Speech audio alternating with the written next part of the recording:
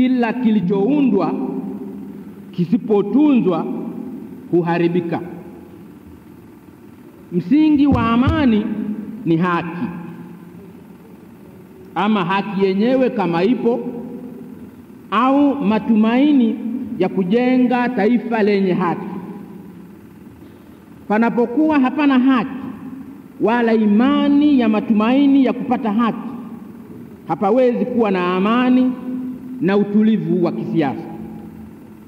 Hatima yake patazuka fujo, mapambano na utengano. Tumeweza kujenga umoja na amani katika nchi yetu sio kwa sababu tumefaulu kujenga taifa lenye haki, bali kwa sababu wananchi wa Tanzania wameendelea kuwa na imani na matumaini ya kujenga jamii yenye haki na usawa.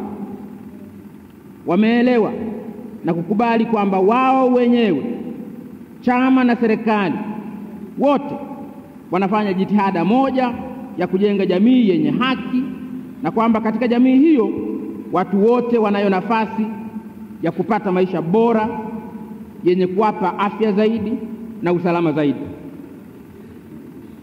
Wananchi wamejifunza kukitambua chama kuwa ni chama chao na serikali kuwa ni serikali yao.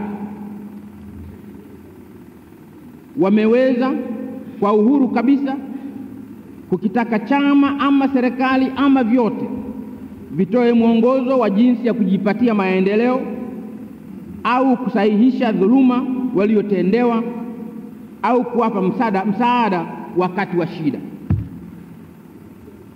Kutambua huku kwa umma mzima kwamba watu wote kutoka sehemu zote za Jamhuri ya Muungano wa Tanzania, wasomi na wasio wasomi, viongozi na waongozwa, watafanya kazi pamoja katika msingi wa kuheshimiana, na watakuwa pamoja katika mafanikio na katika matatizo.